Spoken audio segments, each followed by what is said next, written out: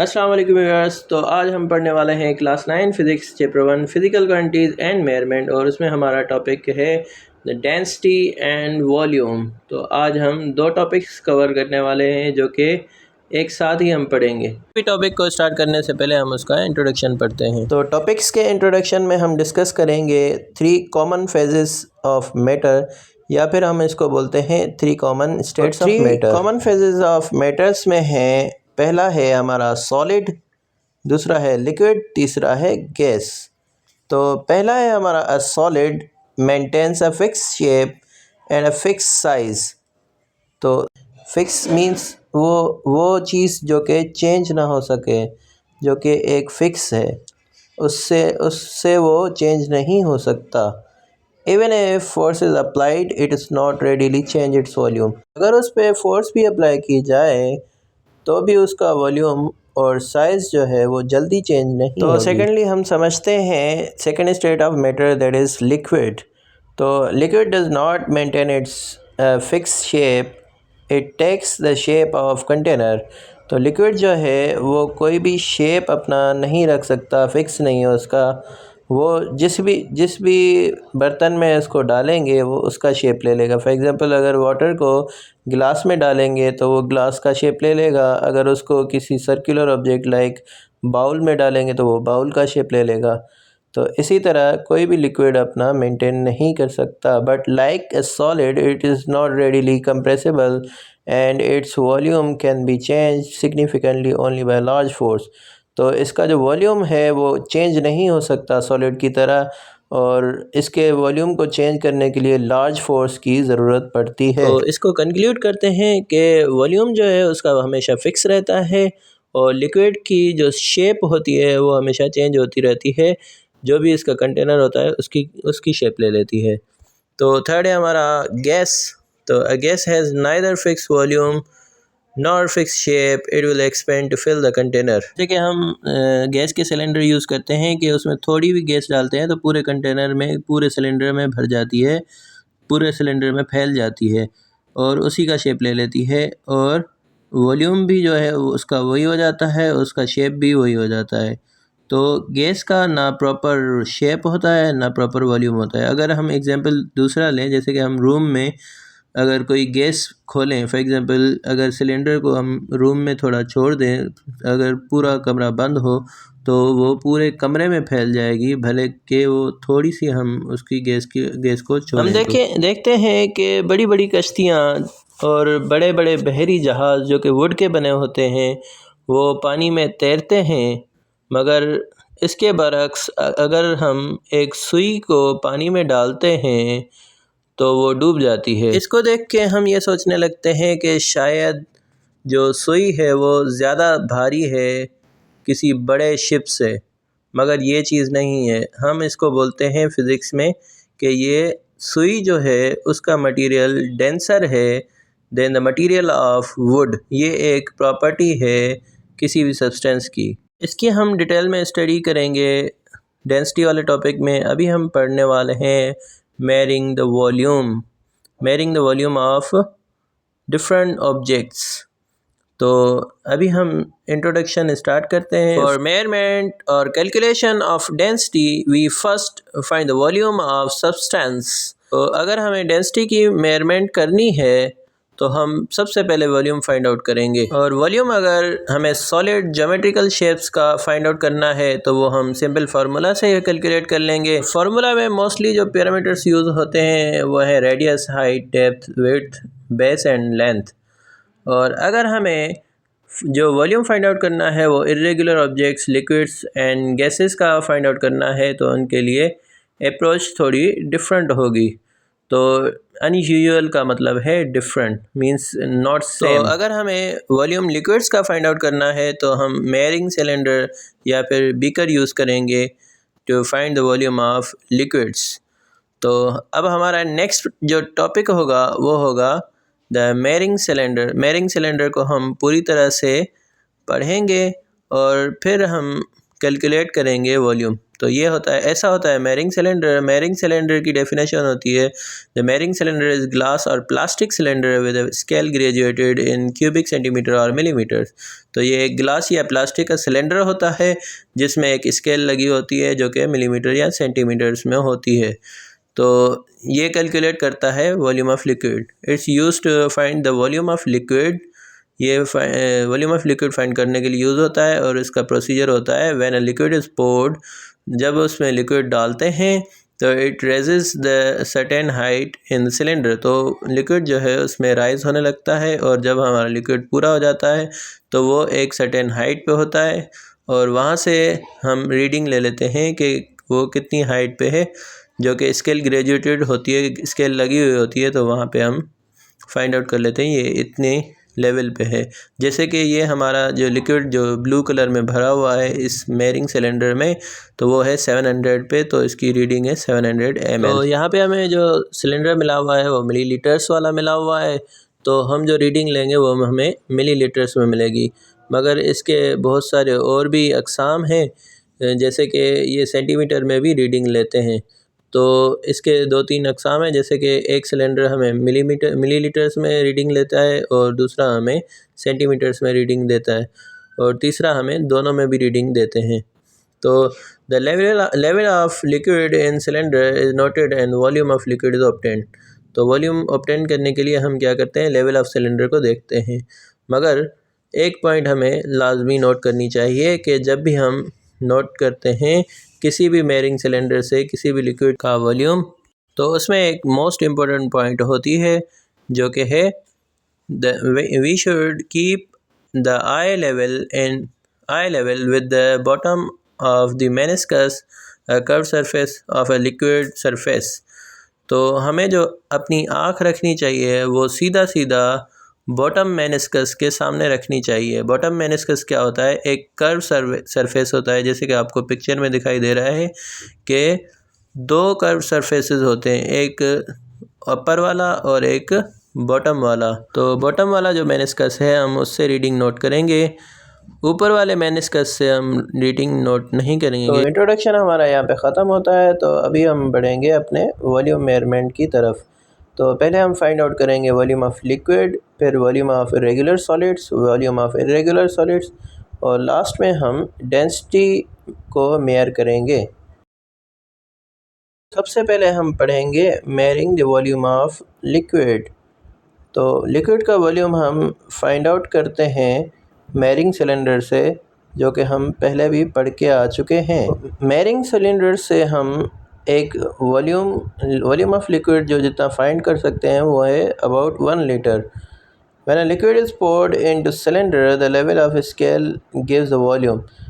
ये वही बात बता रहा है जो कि हमने मेयरिंग सिलेंडर में पढ़ी थी कि जब भी हम लिक्विड डालते हैं मेयरिंग सिलेंडर में तो वो आहिस्ता आहिस्ता बढ़ता जाता है और जिस लेवल पे आके रुक जाता है तो बॉटम मेनिस्कस से हम उसकी रीडिंग ले लेते हैं और इसके यूनिट्स होते हैं मिलीलीटर एंड सेंटीमीटर क्यूब।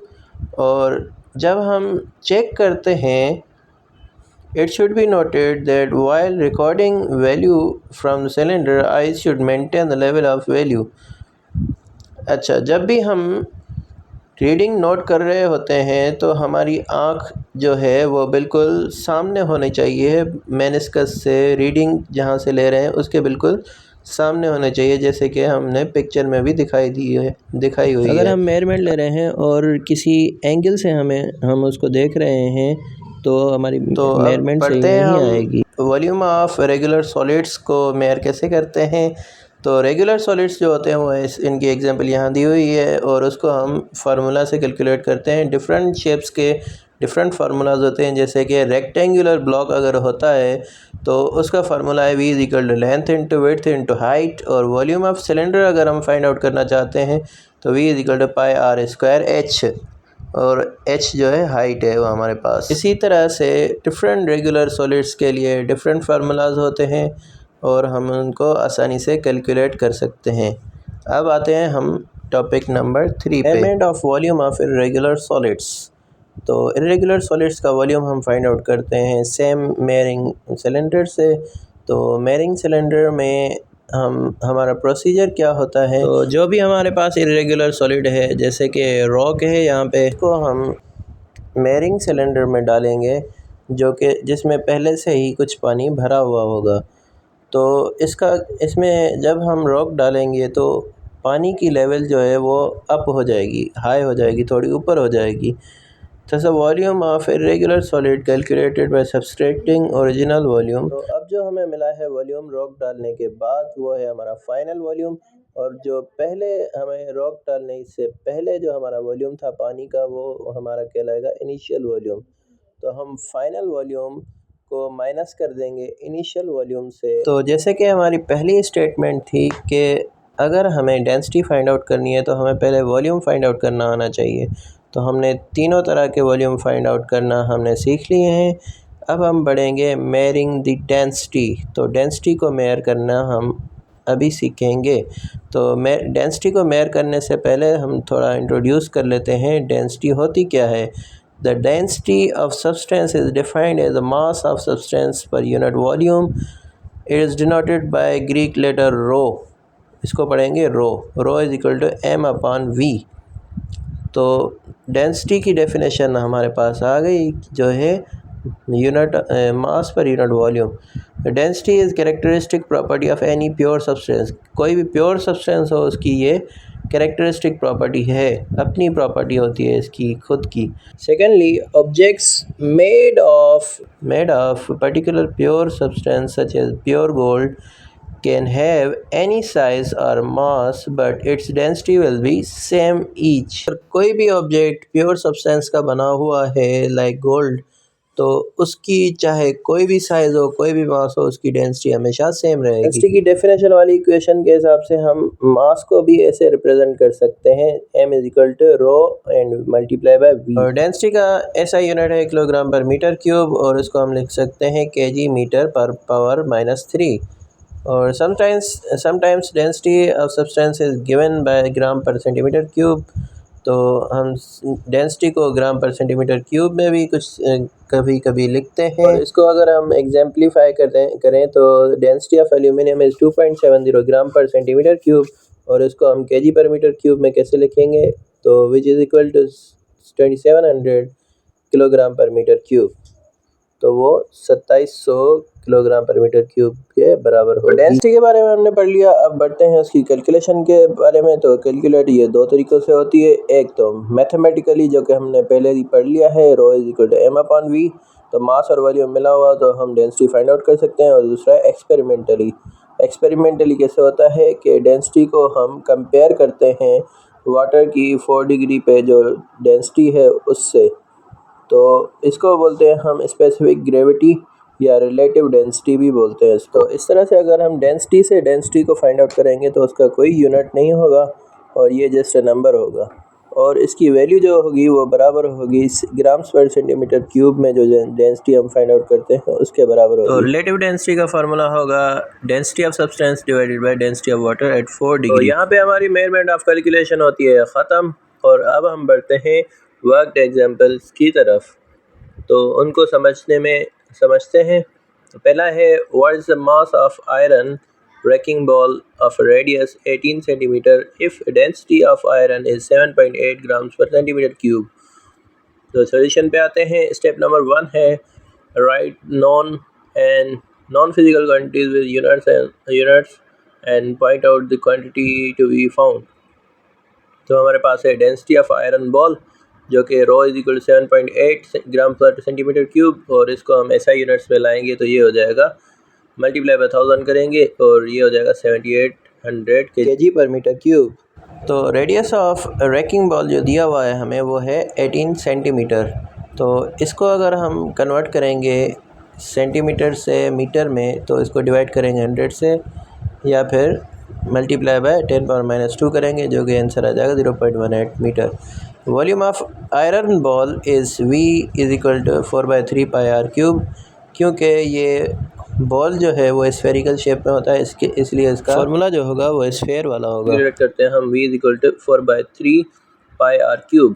तो 1.33 4/3 की वैल्यू होगी 1.33 और पाई की वैल्यू है 3.14 और आर की वैल्यू 0.18, उसका क्यूब निकालेंगे, इनको सॉल्व करेंगे, जो आंसर आएगा 0.024 आएगा। तो स्टेप 3 है हमारा कि मास कैलकुलेट करना है, तो m = p ρ × v, ये हमारा फार्मूला, और तीसरे में हम फार्मूला में वैल्यू पुट करेंगे।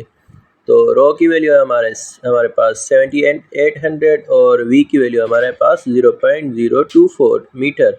इनको दोनों को मल्टीप्लाई करेंगे तो 187.2 kg आएगा आंसर। एक एक्स्ट्रा पॉइंट है हमारे पास जो कि है जॉर्डन में एक सी है जिसका नाम है डेड सी, जिसमें ह्यूमंस जब तैरने जाते हैं तो वो डूबते नहीं कभी भी, क्योंकि उसकी डेंसिटी जो है वो हाई है as compare to normal water. उसकी डेंसिटी बहुत ही हाई है क्योंकि उसमें नमक ज़्यादा है, इसलिए उसकी डेंसिटी हाई हो गई है। अगर कोई डूबना चाहे फिर भी डूब नहीं सकता। और लास्ट में हम आते हैं अपने बुक के क्वेश्चंस पे। तो पहला क्वेश्चन हमारा है कि how can you identify the gas is denser among the gases. तो इसका आंसर है the density of particular gas depends on the molar mass. A gas with small molar mass have lower density than the gas with large molar mass। तो ये पूरा depend करता है molar mass पे। अगर मोलर मास कम होगा तो density भी कम होगी, अगर डेंसिटी मोलर मास ज़्यादा होगा तो डेंसिटी ज़्यादा होगी। तो दूसरा क्वेश्चन है can you tell how hot air balloon works. तो हॉट एयर बलून्स कैसे काम करते हैं। व्हेन अ बर्नर, इसका आंसर है when a burner is turned on. Burner मतलब कि जिससे आग निकलती है, उसको अगर हम ऑन करेंगे the temperature of air rises and air inside the balloon becomes hot.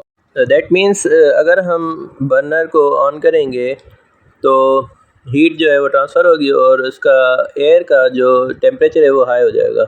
As a hot air is less denser than the cold air, so the air balloon starts fly. Hot air की density जो है वो कम है as compare to cold air की। तो बाहर हमारे पास होगी कोल्ड एयर और अंदर होगी हॉट एयर, तो बलून उड़ने लगेगा। तो आपने कई मूवीज़ देखी होंगी, मगर अभी मैं आपको एक मूवी की रिकमेंडेशन देने वाला हूं जो कि बेहतरीन मूवी है। फ़िज़िक्स के लिहाज से इसमें आपको नॉलेज ज़्यादा मिलेगी, जिसका नाम है हिडन फीचर्स। इस मूवी में हमें बताया गया है कि कोल्ड वार जब हुई थी रशिया और अमेरिका के बीच में, तो उसमें अमेरिकन और रशियंस में एस्ट्रोफिज़िक्स का एक रेसिज्म हो गया था, रेस में हो गई थी कि हम जो हैं एस्ट्रोफिज़िक्स में हम आगे, वो बोल रहे थे हम आगे। तो एक लेडी जो थी जिसका नाम था कैथरीन, जो ब्लैक लेडी थी, ठीक है, अमेरिकन लेडी थी ब्लैक, उसने क्या किया था कि फ़र्स्ट टाइम सॉल्व किया था कि किसी भी सैटेलाइट को हम अर्थ के ऑर्बिटल में कैसे सेट कर सकते हैं। तो ये इस मूवी में दिखाया गया है। Enjoy your movie, thanks for watching. अगर आपको ये वीडियो पसंद आया है तो शेयर करें, इस वीडियो को लाइक करें और सब्सक्राइब करें। सब्सक्राइब करने से आप हमारी फैमिली में शामिल हो जाएंगे, जो कि एक दमदार बात है।